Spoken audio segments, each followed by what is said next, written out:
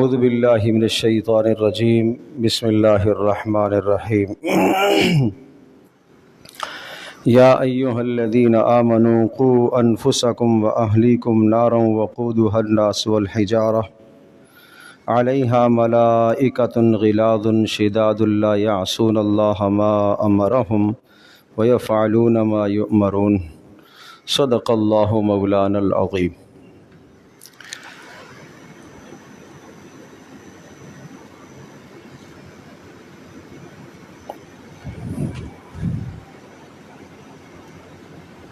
ہمارا عنوان چل رہا تھا اولاد کی بے راہ روی۔ اس عنوان پر ہم بات کر رہے تھے اور گزشتہ عنوان ہمارا تھا کہ والدین کی اولاد کے لیے دعائیں۔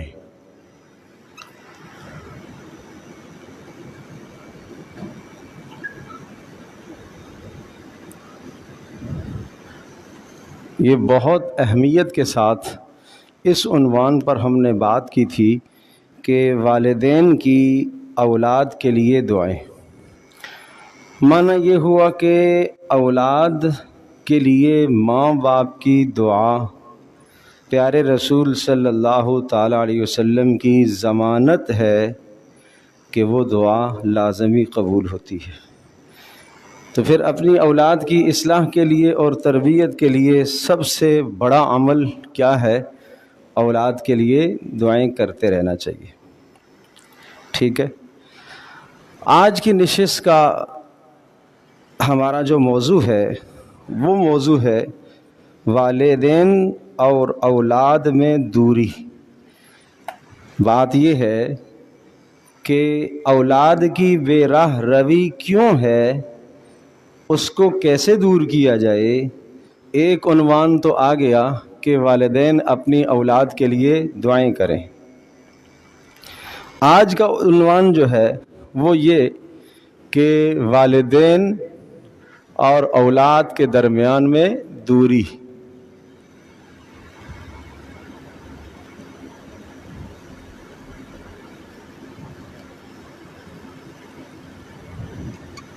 فاصلہ، دوری۔ آج ہم نے اس پر غور کرنا ہے کہ والدین اور اولاد کے درمیان میں فاصلے کیوں ہیں۔ اگر یہ فاصلے ختم ہو جاتے ہیں تو انشاءاللہ اللہ کی ذات سے قوی تر امید ہے کہ ہماری اولادیں، ہم سب کی اولادیں نیک صالح بن جائیں گی انشاءاللہ۔ اللہ اکبر، اللہ اکبر۔ تو آج کی نشست 17 نومبر 2024، آج کی تاریخ میں ہم یہ عنوان ذکر کریں گے کہ والدین اور اولاد کے درمیان میں فاصلے کیسے ختم کیے جائیں اور فاصلے کیوں ہوتے ہیں۔ نمبر 1، اس سلسلے میں جو والدین کی کوتاہی ہے، نمبر 1، اپنی مرضی تھوپنا۔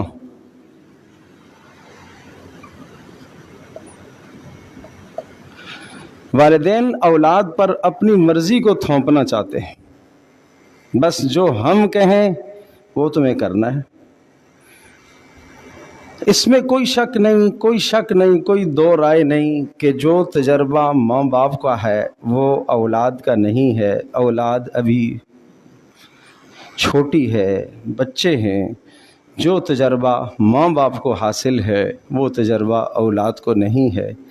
نمبر 2، اس میں بھی کوئی شک نہیں کہ ماں باپ اولاد کے لیے 100% مخلص ہیں۔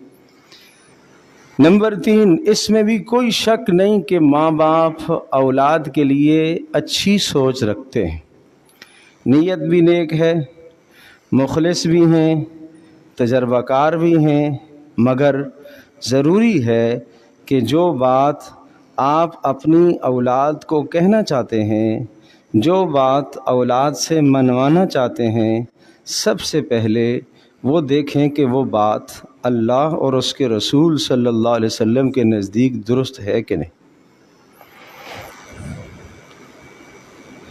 اگر بات آپ نے ایسی بتائی ہے جو اللہ کی نافرمانی ہے اور آپ کی تمنا ہے کہ میرے بچے یہ بات مانیں، چونکہ معاشرے میں ہم رہ رہے ہیں، اگر نہیں مانیں گے تو لوگ برا سمجھیں گے۔ آپ پردے کا مسئلہ ہی لے لیں، بچی کو پردہ کرنے کا شوق ہوا، بچے کو بلوغ پر، یہ جو میری باتیں ہیں زیادہ سے زیادہ بلوغ کے قریب سے متعلق کی باتیں، تو بچے کو شریعت پر عمل کرنے کا شوق پیدا ہو رہا ہے، سنت کے مطابق زندگی گزارنے کا شوق پیدا ہو رہا، وہ کسی مکتب سے، مدرسے سے، مسجد سے، اچھے ماحول سے یہ چیز سیکھ کر آیا ہے، یا بچی کسی اچھے ماحول سے یہ بات سیکھ کر آئی ہے، مگر ماں باپ اس جگہ پر اس کے ساتھ تعاون نہیں کر رہے، اپنی مرضی اس پر تھوپ رہے ہیں اور اپنی مرضی اس پر لازم کر رہے، اور اس مرضی کے نتیجے میں اللہ اور اس کے رسول صلی اللہ علیہ وسلم کی نافرمانی ہو رہی ہے، یاد رکھیے گا یہ اولاد فرما بردار نہیں بنے گی، یہ بے راہ روی کا شکار رہے گی، اس لیے کہ بیج ہی غلط ڈالا جا رہا ہے کہ ان کی نظروں میں، اولاد کی نظروں میں آپ نے سب سے بڑا مقام اللہ اور اس کے رسول کا بٹھانا ہے۔ آپ اپنا مقام بٹھا رہے ہیں، آپ معاشرے کا مقام بٹھا رہے ہیں، آپ عرف کا مقام بٹھا رہے ہیں کہ معاشرے میں یہ چیز ہے، تمہیں معاشرے کے ساتھ چلنا پڑے گا۔ نہیں، یہ غلط سوچ ہے۔ کبھی بھی یہ اولاد نیکی پر پروان نہیں چڑھ سکتی، اس لیے کہ بنیاد ہی غلط ہے نا، بنیاد ہی غلط ہے۔ تو اس لیے اس موقع پر اس بچے اور بچی کے دل و دماغ میں سب سے پہلے ماں باپ اللہ اور اس کے رسول کی عظمت ڈالیں۔ تو اس لیے میں نے عرض کیا کہ جو بات آپ اپنی اولاد سے منوانا چاہتے ہیں، دیکھنا یہ ہے کہ وہ اللہ اور اس کے رسول کی مرضی کے خلاف تو نہیں ہے۔ ٹھیک ہے جی، مانا اللہ اور اس کے رسول کی مرضی کے خلاف نہیں ہے، اب میں یہ دیکھنا چاہوں گا کہ یہ میرا بچہ اس بات کو قبول کرے گا۔ بات تو 100% درست ہے، شریعت کی بات ہے، شریعت کا کوئی حکم ہے، یہاں آپ کی دعا بھی ہوگی اور آپ کی طرف سے تربیت، پیار محبت بھی ہو، سختی بھی ہو، تین چیزیں ملیں گی، دعا، پیار، سختی، دعا، پیار، سختی، دعا، پیار، سختی، بچہ نماز کا پابند ہو جائے گا، بچہ نماز کا پابند ہو جائے گا۔ آپ ایسے سارا دن کہتے رہیں، نہیں بات بنے گی، دعا بھی ہوگی۔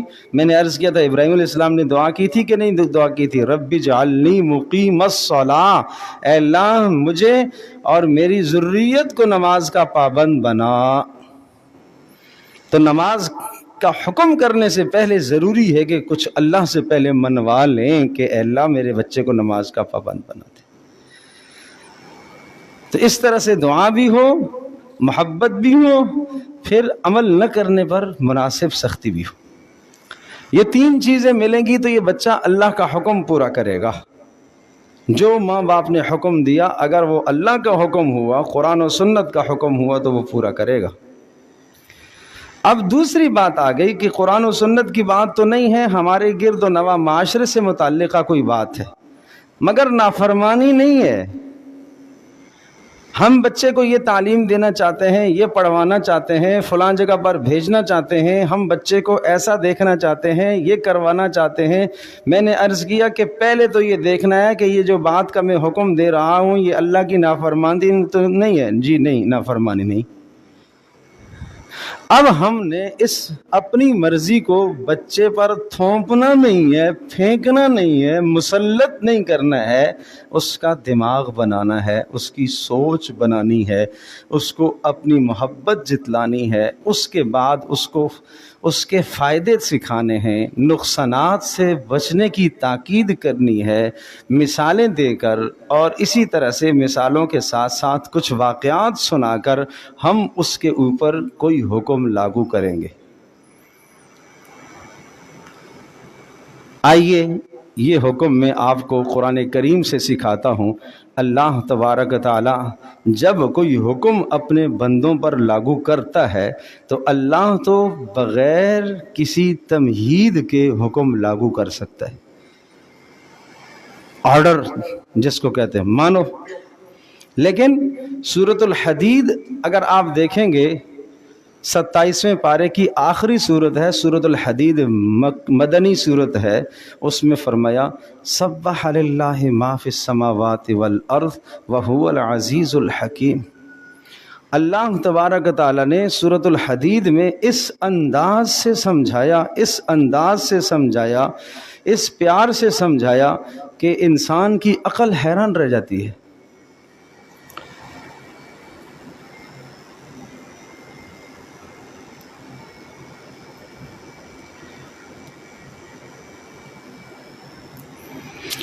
ایک طریقہ سمجھایا کہ آدمی اپنے ماتحتوں کو کس طرح سے بات کہتا ہے۔ دیکھو، سبح للہ ما فی السماوات والارض، آسمان و زمین کی تسبیح کرتے ہیں جو آسمانوں میں ہیں اور جو زمینوں میں ہیں۔ آسمان و زمین میں جو کچھ ہے سب تسبیح کرتے ہیں، کس کی؟ اللہ کی۔ پھر وہو العزیز الحکیم، اللہ غلبے والا ہے، اللہ حکمت والا ہے، اور اسی ہی کا آسمان و زمین ہے، اور وہی زندہ کرتا ہے، موت دیتا ہے، وہ ہر شے پر قادر ہے۔ اب سنو، غور غور سے سنو، وہ اول ہے، وہ آخر ہے، وہ ظاہر ہے، وہ باطن ہے، وہ ہر چیز کو جاننے والا ہے۔ اسی نے آسمانوں اور زمینوں کو 6 دنوں میں پیدا کیا، وہی عرش کا مالک ہے۔ جو زمین کے اندر جاتا ہے وہ اسے بھی جانتا ہے، اور جو زمین سے نکلتا ہے اسے بھی وہ جانتا ہے، جو آسمانوں میں اٹھتا ہے اسے بھی جانتا ہے، بادلوں سے جو اترتا ہے پانی اسے بھی وہ جانتا ہے۔ وہ ہر وقت تمہارے ساتھ ہے، اور جو تم کرتے ہو اس سے وہ باخبر ہے، اور آسمان و زمین میں سب اسی کا ہے، اور اسی ہی کی طرف تمہیں لوٹ کر جانا ہے۔ یولج اللیل فی النہار، دن بھی وہی بناتا ہے، رات بھی وہی بناتا ہے، اور وہ تمہارے دلوں کے حالات بھی جانتا ہے۔ اب اتنی ساری تمہید کے بعد آگے آرڈر اور حکم کیا آیا؟ آمنو باللہ ورسولہ، اللہ اور اس کے رسول پر ایمان لے آؤ۔ اللہ اور اس کے رسول پر کیا کرو؟ اور نمبر 2، انفقو، خرچ کرو۔ گویا کہ سورۃ الحدید کے اندر 2 باتیں کہی گئیں، ایمان لاؤ اور خرچ کرو، مگر ان 2 باتوں کو سمجھانے کے لیے 4 رکوع آئے۔ یہ تھوپی نہیں ہے بات، یہ سمجھائیے۔ کیوں؟ ایمان کے فائدے بتائے، نہ لانے کے نقصان بتائے، خرچ کرنے کے فائدے بتائے، نہ خرچ کرنے کے نقصان بتائے، گزشتہ واقعات سنائے۔ پھر ایمان لانے پر جنت ملے گی، نہ لانے پر جہنم ہے، خرچ کرنے پر جنت کا فیصلہ ہے، نہ کرنے پر بخل ہے۔ یہ ایسی مصلحتیں گنوائی، فوائد گنوائے، اور نقصانوں سے بچا کر پھر کہا ایمان لاؤ اللہ اور اس کے رسول کے لیے۔ جب اس طرح سے ماں باپ اپنی اولاد کے سامنے بات رکھیں گے، موقع دیکھو یار مجھے اس بچے کو نا یہ بات کہنی ہے، ماں اپنے دل میں سوچے، باپ سوچے کہ یہ بات مجھے اپنے بچے کو سمجھانی ہے، مگر ایسا نہیں بچہ باہر نکل رہا تھا، بیٹا یوں کرو، نہ نہ نہ نہیں، یہ آپ نے بات کو پھینک دیا۔ پھینکنا نہیں، آپ نے موقع دیکھو، سمجھاؤ، بٹھاؤ، بٹھا کر پہلے اللہ سے مانگ کر دعا کر کے پھر آؤ، پھر بات کرو، پھر دیکھو کیسے اثر کرتی ہے۔ پھر سر پر ہاتھ پھیرو، پھر محبت دو، تو اس کو کہتے ہیں بات دل میں بٹھانا۔ یہ قرآن کا انداز میں نے آپ کو بتایا کہ دل میں قرآن بات بٹھاتا ہے، بات پھینکتا نہیں ہے۔ ٹھیک ہے جی، تو اپنی بات کو تھوپنا نہیں ہے، بات کو منوانا ہے۔ یہ نہیں کہ آپ ماں باپ ہیں اور آپ کی اولاد ہے جو چاہیں کروا لیں، یہ غلام نہیں ہے نا، آپ نے آزاد پیدا کیے، بچے آزاد ہیں۔ آزاد سے میری مراد ایک غلام ہوتا ہے، اس سے تو آدمی ہر کام کروا لیا کرتا ہے۔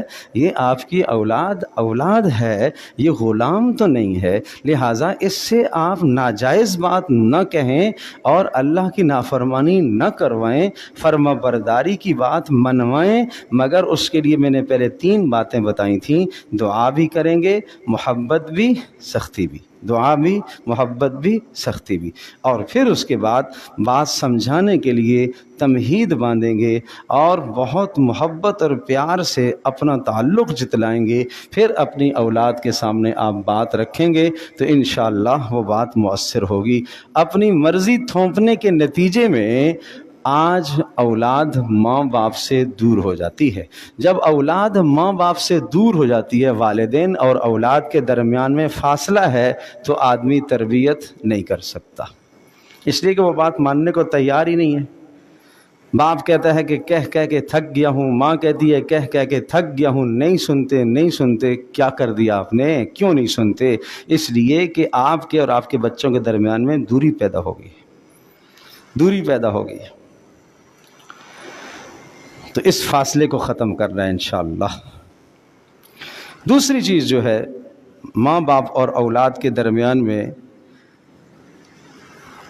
جو فاصلہ ہے اور دوری ہے، اس کا دوسرا سبب عرض کرتا ہوں۔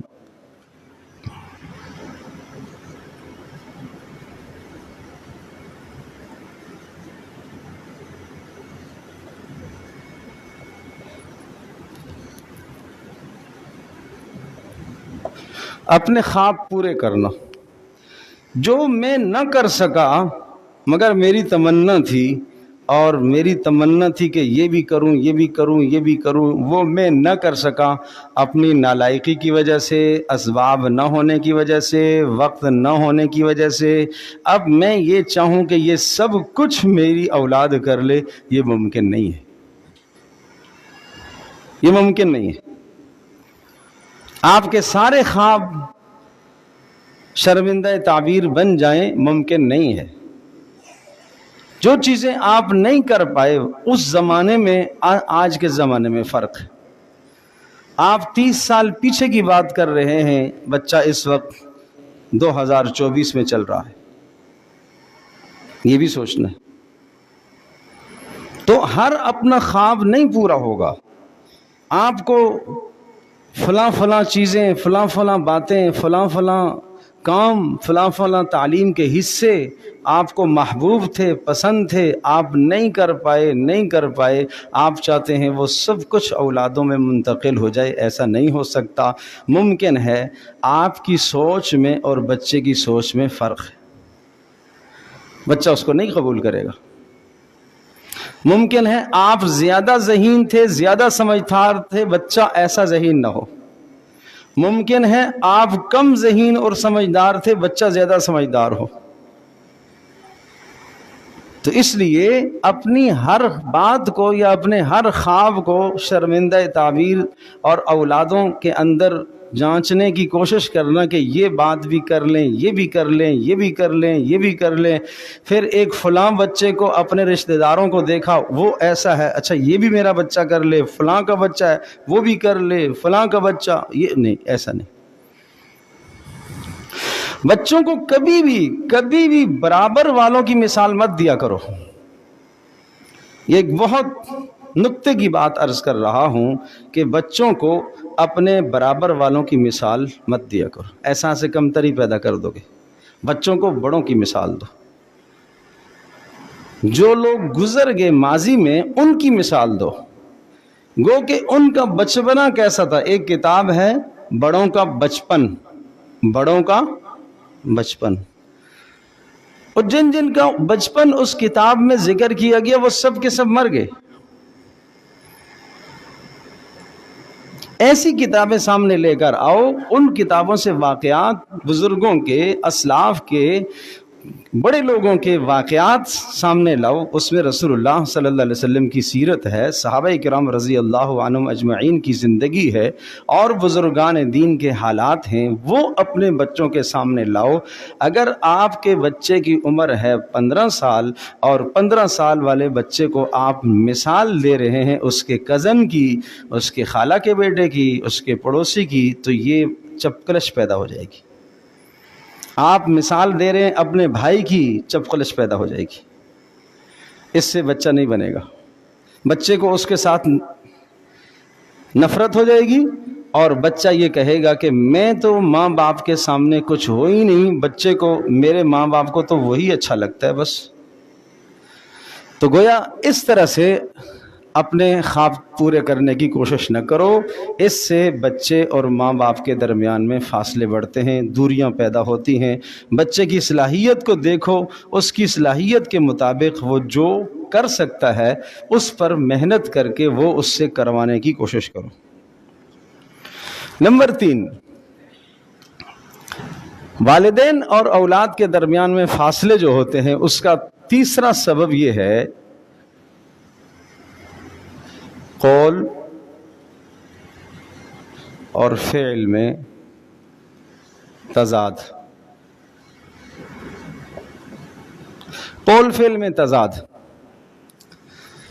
بیٹا نماز پڑھو مگر خود پابند نہیں ہے نماز کے، بیٹا تلاوت کرو مگر خود تلاوت کے پابند نہیں ہیں، بیٹا سچ بولا کرو مگر خود سچ کے پابند نہیں ہیں۔ قول و عمل کا جب تضاد آتا ہے تو اولاد ماں باپ سے دور ہو جاتی ہے، یہ دوری کا سبب ہے، یہ دوری کا سبب ہے۔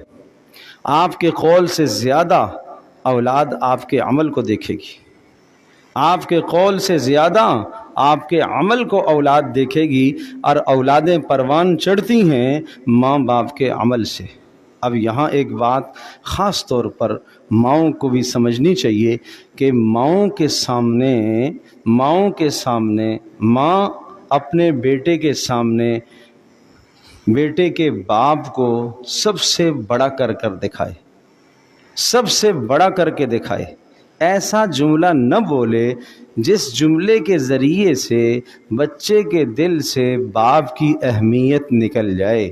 باپ ایسا جملہ نہ بولے جس کے ذریعے سے بچے کے دل سے ماں کی اہمیت نکل جائے۔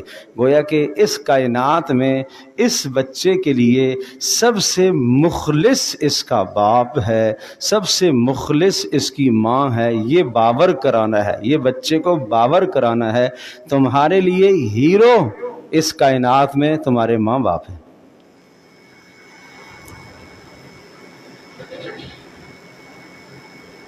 اور تمہارے لیے بہترین رول ماڈل تمہارے ماں باپ ہیں۔ اور پھر ماں باپ کو رول ماڈل کا کردار بھی ادا کرنا ہوگا، کردار بھی ادا کرنا ہوگا۔ اگر ماں، مجھے معاف کیجئے گا، اگر ماں ایک پارہ تلاوت کرے گی نا تو پھر بچی سے 1/4 پاؤ کی توقع رکھے۔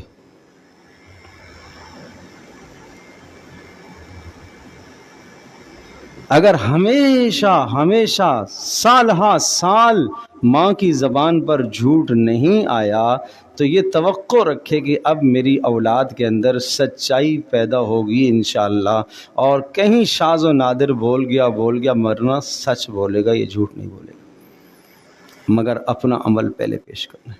کبھی بھی یہ کمزوری، کبھی بھی میں درخواست کروں گا اللہ کے واسطے، کبھی بھی یہ کمزوری ظاہر نہ ہونے دو بچے کے سامنے کہ آپ نے جھوٹ بولا ہے، آپ نے جھوٹ بولا ہے۔ یہ کمزوری ظاہر مت ہونے دو، بھلے بچہ جوان ہو جائے تب بھی یہ کمزوری ظاہر نہ ہونے دو کہ ماں نے جھوٹ بولا ہے، باپ نے جھوٹ بولا ہے۔ خبردار یہ کمزوری ظاہر نہ ہونے دو، کبھی بھی یہ کمزوری نہ ظاہر ہونے دو کہ آپ نے جھوٹ بولا ہے۔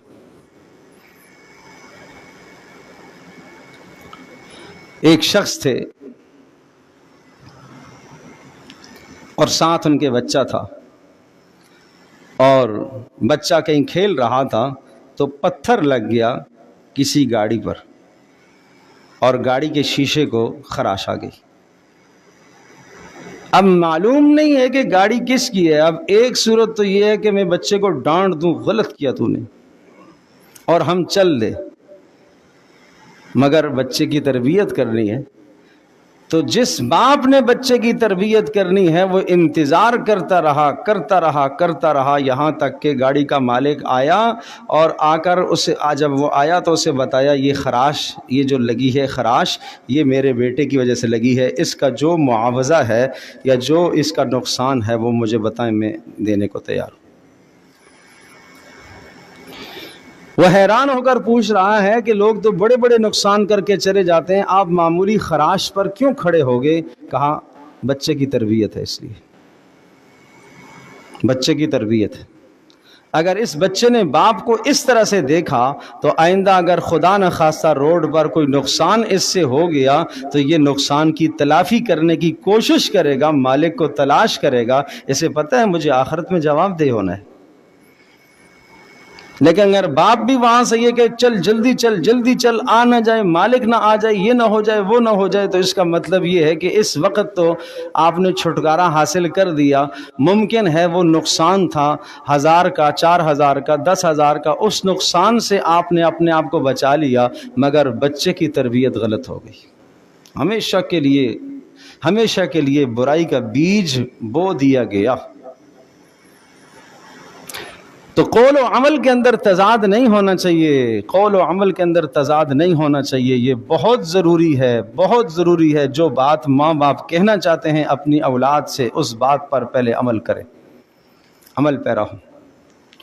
نماز، تلاوت، سچائی، امانت داری، دیانت داری، پڑوس، بہت خیال ہے، بہت خیال سے۔ جب یہ بات سمجھ میں آئی تو آگے میں مستقل اس پر بات عرض کروں گا۔ تو پھر بچے کے سامنے ماں باپ کو آپس میں جھگڑنا بھی نہیں چاہیے، پھر آپس میں پھر لڑنا بھی نہیں چاہیے، کہ جو تربیت کر رہے تو قول و عمل کے اندر اگر تضاد پایا گیا تو تربیت نہیں ہو سکتی ہے۔ بھائی بہت ضروری ہے، عمل کر کے دکھائیں۔ پیارے رسول صلی اللہ تعالی علیہ وسلم کی زندگی میں جو خاص نمایاں بات تھی وہ عمل تھا، وہ عمل تھا۔ عمل اتنا تھا کہ اس عمل کو دیکھ کر ہر شخص متوجہ ہو جاتا کہ مجھے بھی یہ کرنا چاہیے، کہ اتنے بڑے منصب اور مقام کے شخص ہیں، وہ جب اعمال کر رہے ہیں تو مجھے کرنا چاہیے۔ نماز ہے، رسول اللہ صلی اللہ علیہ وسلم نماز میں سب سے آگے ہے۔ خدمت کی بات ہے، راستہ ہے، سفر ہے، دوران سفر آپ علیہ الصلاۃ والسلام نے صحابہ کی تشکیل فرمائی، ڈیوٹیاں لگا دیں، یہ لکڑیاں جمع کرے گا، یہ آگ جلائے گا، یہ کھانا پکائے گا، یہ کرے گا۔ یہ آپ نے اپنے آپ کو سب سے مشکل کام میں لگایا، وہ دور سے لکڑیاں جمع کر کے لانا، عمل کر کے دکھایا آپ نے۔ صحابہ نے کہا ہمارے ماں باپ، ہمارا سب کچھ آپ پر قربان ہو، آپ یہ کیوں کر رہے ہیں؟ ہم خود کرنے کے تیار ہیں۔ تو جملہ سنیے گا، آپ نے ارشاد فرمایا، نمبر 1، میں تم سے کمزور نہیں ہوں، میں بھی یہ کام کر سکتا ہوں۔ نمبر 2، میں ثواب سے مستغنی نہیں ہوں، مجھے بھی ثواب کی ضرورت ہے، مجھے بھی ثواب کی ضرورت ہے۔ ہائے فجر کی نماز کے بعد بیٹا سب قرآن پڑھو، میں سو رہا ہوں، بیٹا سب سورہ یاسین پڑھو، میں سو رہا ہوں۔ کیسے ہوگا؟ کیسے ہوگا جب تک خود سب نہیں بیٹھیں گے؟ کیسے ممکن ہے بھائی؟ کیسے معاشرے کی تربیت ہو سکے گی؟ کس طرح سے ہم معاشرے کی تربیت کریں گے جب یہ سب مل کر نہیں بیٹھیں گے؟ کیسے تربیت ہوگی؟ تو اس لیے قول و عمل میں تضاد، اس کو دور کرنے کی ضرورت ہے۔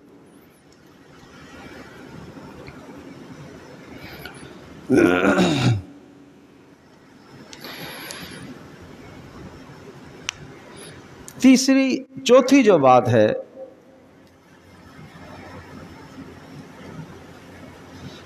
والدین اور اولادوں کے درمیان میں جو فاصلے ہیں اس فاصلے کی ایک وجہ یہ ہے اولادوں کے درمیان بے انصافی بہت بڑا جرم ہے بھائی، بہت بڑا جرم ہے۔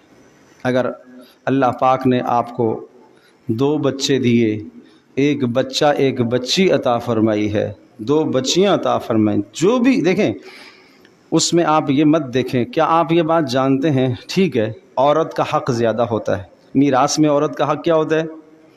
بولو، کم ہوتا ہے زیادہ ہوتا ہے؟ کم ہوتا ہے نا۔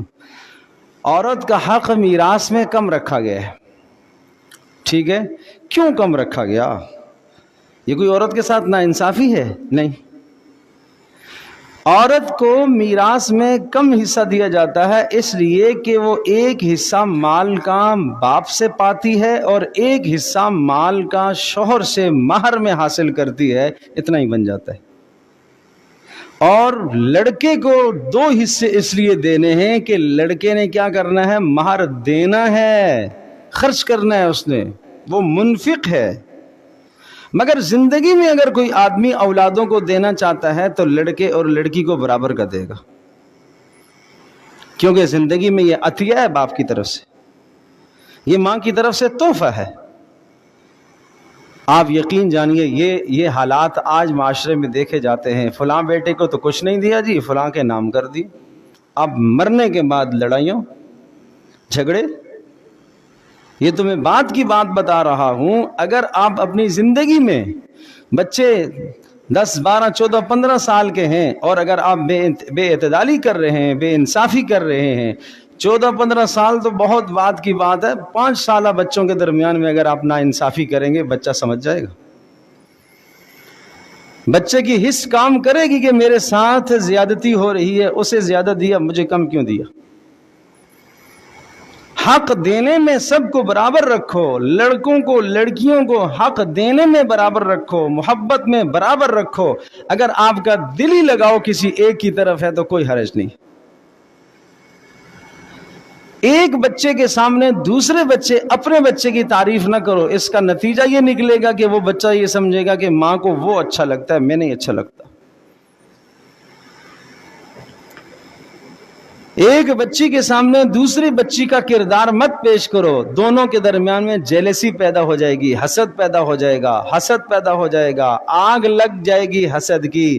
حضرت یعقوب علیہ السلام کا گھرانہ ہے، یعقوب پیغمبر ہیں، اللہ کے نبی ہیں، ان کا گھرانہ ہے، اور ایک بچے کے اندر حضرت یوسف علیہ السلام کے اندر ایسی خوبیاں تھیں جو باقیوں میں نہیں تھیں، اور حضرت یوسف علیہ السلام نے ایک خواب دیکھ لیا اور اس خواب سے محسوس ہو رہا تھا کہ بہت بلند ترین مقام ملنے والا ہے یوسف علیہ السلام کو۔ ابا کے سامنے خواب بیان کیا، ابا نے صاف صاف منع کر دیا، لا تقصص رؤیاک علی اخوتک، اپنے بھائیوں کے سامنے یہ خواب مت بتانا، فیکیدوا لک کیدا، اس لیے کہ حسد پیدا ہو جائے گا اور وہ تیرے خلاف کوئی منصوبہ کر بیٹھیں گے۔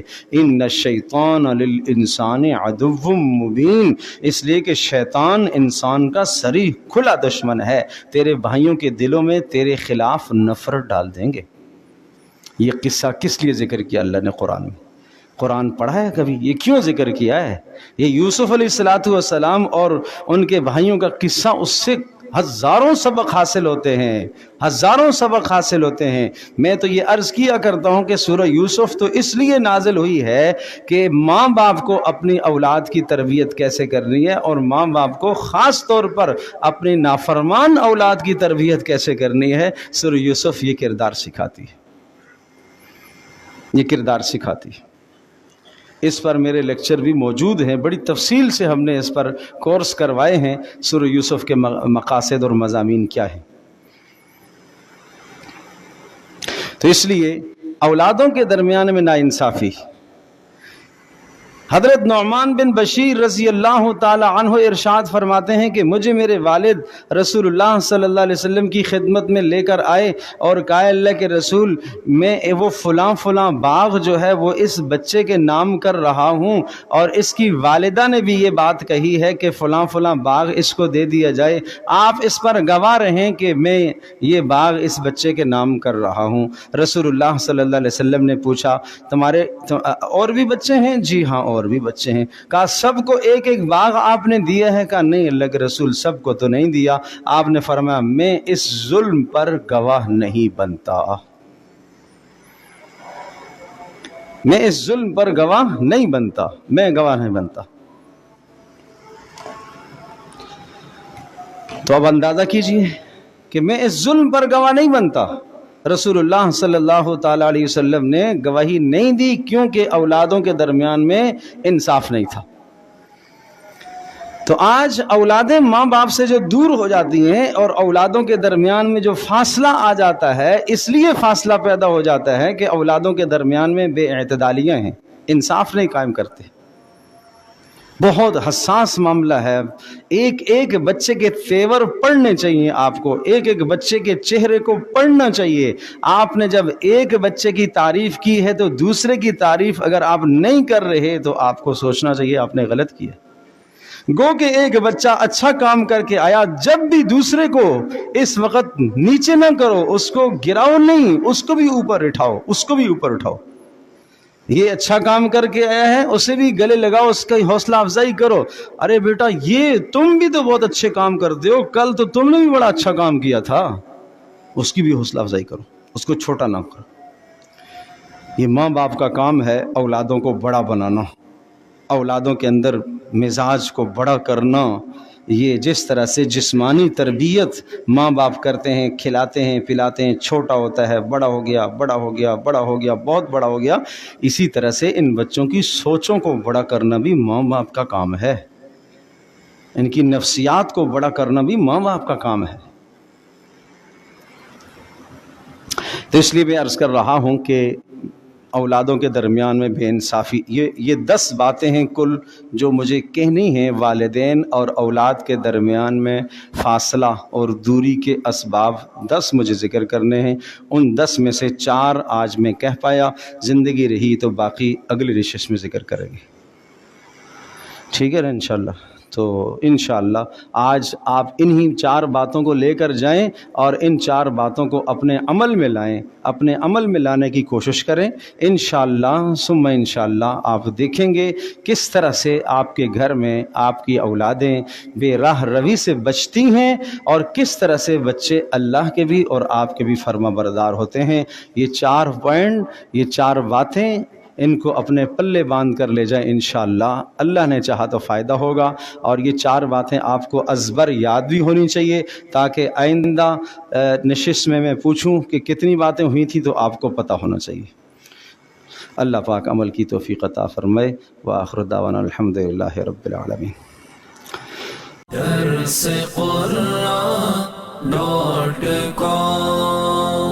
www.darsequran.com